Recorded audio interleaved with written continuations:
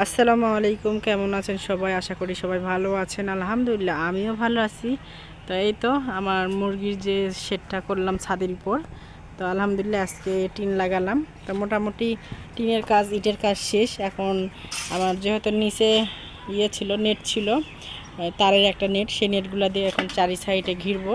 ঘিরার পর আলহামদুলিল্লাহ মুরগিগুলো উপরে নিয়ে আসবো। তো অবশ্যই আপনাদের সঙ্গে শেয়ার করব।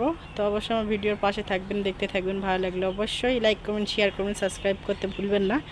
আর এই যে আমার ছাদ বাগানে যে সবজিগুলো, তো চিন্তা ভাবনা করতেছি এগুলো এখন সুন্দর করে সাইড দিয়ে, আগে যেরকম আমার সুন্দর একটা ছাদ বাগান ছিল সেরকম সুন্দর করে রাখবো। আর এই কাঠগুলো এখান থেকে সরাবো। এখন অনেক কাজ আছে, একা হাতে থাকি তো কাজ করে কুল পাই না। ইনশাল্লাহ ছাদটা আবারও সুন্দর করব, আপনাদের সঙ্গে শেয়ার করব কতটা সুন্দর করলাম। আর মাশরুমের কাজ আলহামদুলিল্লাহ সামনের মাসের 1 তারিখ থেকে শুরু করে দিব।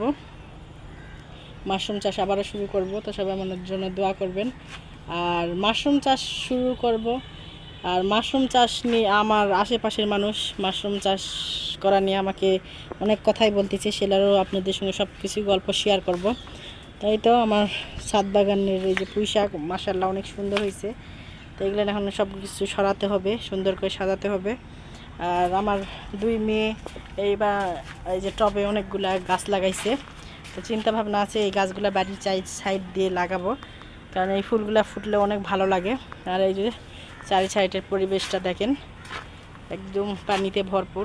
তো স্নেহ নিকলে আমার অনেক ভয় লাগে। আর আশেপাশে তো শত্রুর অভাব নাই। যাই হোক, তো সবাই আমার মেয়েদের জন্য দোয়া করবেন, কারণ মানুষের অত্যাচারে বাচ্চাদেরকে সবসময় বাড়িতে বন্ধ করে থুতে হচ্ছে, বাইরে যাবার দেওয়া যাচ্ছে না, কারণ নিজের বাচ্চা তো।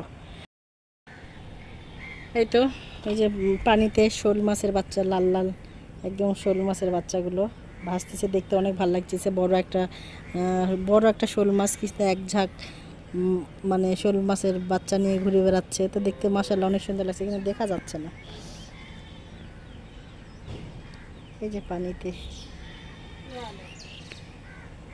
তো আমি আমার মুরগির শেডটা সুন্দর করব, করে আপনাদের সঙ্গে অবশ্যই শেয়ার করব।